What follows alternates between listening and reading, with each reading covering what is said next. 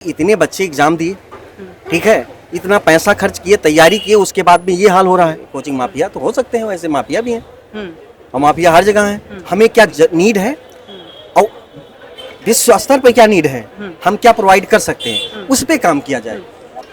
तो अब मैं थोड़ा कोचिंग इंडस्ट्री पे बात करना चाहता हूँ कि जिस तरह से लोग एक तरह से पावरफुल हो चुके हैं बहुत ज़्यादा।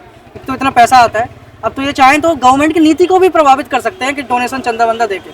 तो अब जिस तरह से हम बदलाव चाहते हैं, जैसे एक तो एक एनटीए का इशू है कि एनटीए में जिस तरह पेपर लीक हुए जा रहे हैं, कई बहुत सारी तमाम तरह की खबरें आ रही हैं, तो इन पर कब तक रोक लगेगी? ये बिगेस्ट प्रॉब्लम है इंडिया की, हर स्टेट की। लीक होना, पेपर लीक होना और उसको सही से कंडक्ट, एग्जाम को सही से कंडक्ट ना करा पाना, ये बहुत बड़ी और बड़ी संस्थाओं को, तो ये सरकार को सोचना होगा, संस्थाओं को उसमें उन्हें इम्प्रूवमेंट लाना होगा कि कहाँ से कितना, मतलब कहाँ से ये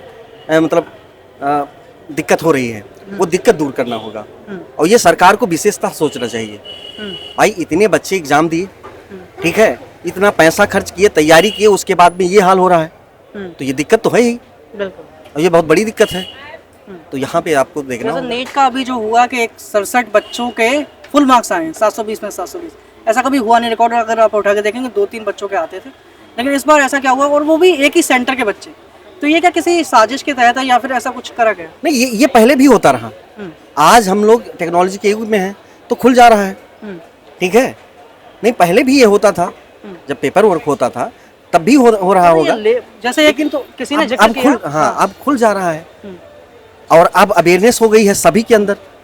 नहीं तो जो बड़े लोग होते थे वो पैसा देकर अपने बच्चों को करा लेते। किसी ने जिक्र किया था कि कोई पेपर लीक माफिया है, यहाँ पर कोई माफिया है जो काम करता है। तो ये कौन सा माफिया है, किस तरह का माफिया? भाई अब ये माफिया तो है ही, हर क्षेत्र में थे। ये कोचिंग इंडस्ट्री के माफिया तो नहीं है कोई?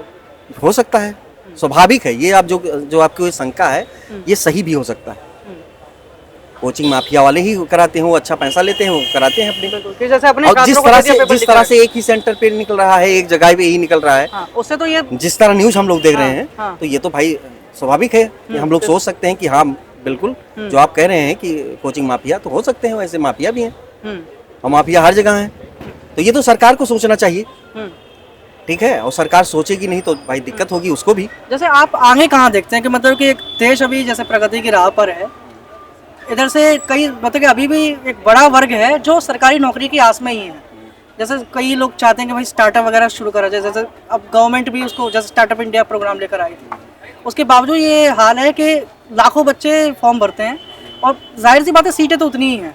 तो इसका देखो, स्किल इंडिया पे काम तो किया गया, लेकिन इंडिया को ना समझ के, जैसे मान लीजिए कि चाइना वालों ने अपनी स्किल समझा, उस लोगों को, उनके यहाँ मानव पावर था, तो उन लोगों को वो स्किल प्रोवाइड किया और वो छोटे छोटे काम कुटीर उद्योग से लेकर, ठीक है, स्मॉल इंडस्ट्री से लेकर और बड़े उद्योग को उन्होंने बढ़ाया। तो वैसे हम उसको आधार नहीं मानते हैं, अपने आधार से हम अपने लोगों को समझें, हमें क्या नीड है और विश्व स्तर पे क्या नीड है, हम क्या प्रोवाइड कर सकते हैं, उस पे काम किया जाए। जैसे वन डिस्ट्रिक्ट वन प्रोडक्ट चलाया गया ना, तो वहाँ भी आप देख सकते हैं वहाँ कुछ काम हुआ है। चलिए, यहाँ पर ये इन्होंने बहुत अच्छे अपने विचार रखे और आप देख रहे हैं न्यूज़ ट्यूब भारत, नए भारत की नई आवाज़।